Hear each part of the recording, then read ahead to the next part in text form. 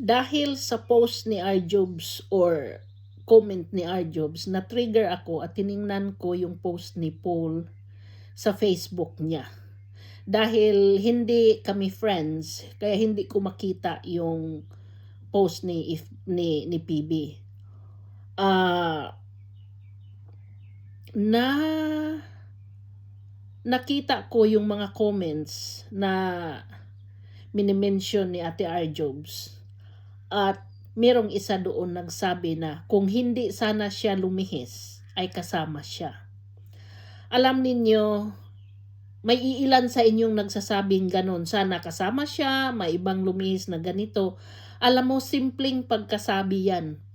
Kung tutuusin, walang malalim na meaning na kung ano, pero nakaka-trigger ng mga bashers.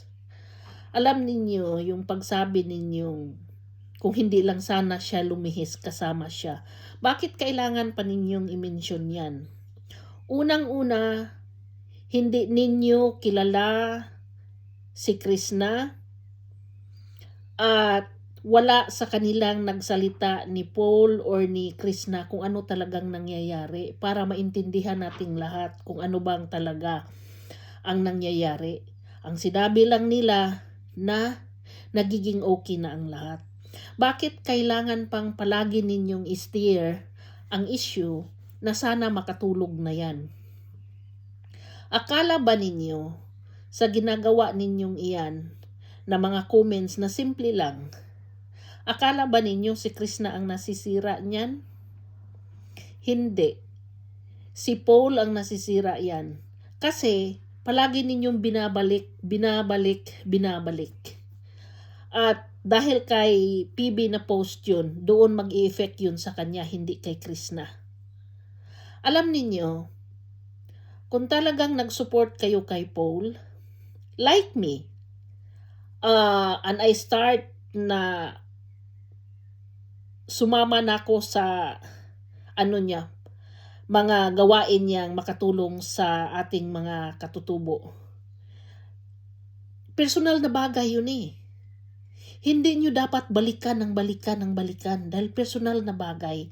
At wala sa kanila, isa sa kanilang dalawa ang nagsasabi sa totoong dahilan. Kaya dapat sana hindi na ninyo balikan. At kung meron man kayong mai-comment doon sa post ni Paul, sabihin nyo na lang na, uy, ang ganda, ganito, ganon. Huwag na sanang mag-mention pa na ma-steer ang mga pangyayari. At tuloy, yung simpleng post ninyo na comment ay magiging bash pa kay Krishna. Mag-isip sana kayo dahil unang-una hindi naman sila mga artista eh. At sinabi naman nila na personal na buhay na yung tinatahak nila ngayon. Do you really think na hindi si Paul nasasaktan yan? Kung talaga man, hindi natin alam kung meron sila pang relasyon ngayon o kung tutuhanan na yung relasyon. Do you really think na hindi nasasaktan si Paul sa ginagawa ninyo? Paano niya ma-explain palagi na lang kay Krishna yung mga bashing ninyo? Na simpleng post niya, bibigyan ninyo ng kahulugan. Hindi ba pwedeng mag-post lang kayo at sabihin na kung nag-post si Paul at meron kayong mai-comment, sabihin lang ninyo na ng maganda, positive lang, wala lang mga yung mag-steer ng mga issues. Hindi nyo talaga yan magawa. Si Krishna nanahimik na sa kabundukan, pinapakialaman pa rin ninyo. Kung may post si Paul na innocent post at happy lang siya, bibigyan naman ninyo ng meaning. Alam mo, ang problema hindi na between Krishna and Paul eh. Nasa inyo na eh. Ang hilig-hilig lang ninyo talagang makisawsaw ng istorya ng iba. Ang hilig-hilig ninyong magbigay ng mga palaisipan para lang pag-usapan. At para bang nagiging normal na lang sa inyo yung magbibigay ng issues para lang meron ka lang talagang mai-comment.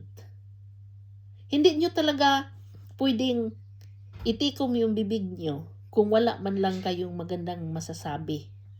Ganon ba sana? Kasi pare-pareho lang naman tayo nagkamali eh. Pare-pareho tayong tao. Hindi natin alam pare-pareho kung ano talagang nangyayari sa kanilang dalawa. So bakit ninyo steer ng steer yung mga pangyayari na unang-una hindi nyo alam kung anong katotohanan doon?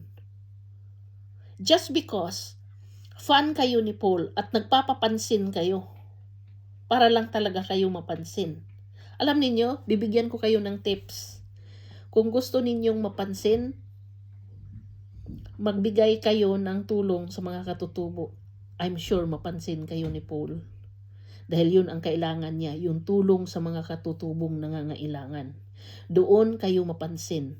Pero kung yung mag-comment kayo dyan, wala yan, nananakit lang kayo ng kapwa ninyo. At hindi si Krishna ang nasasaktan yan, si Paul. Kaya sana matuto na kayo. Dahil sa buhay, hindi lang tayo puro tira ng tira o talagang ugali na ninyo yan para lang kayo may masabi.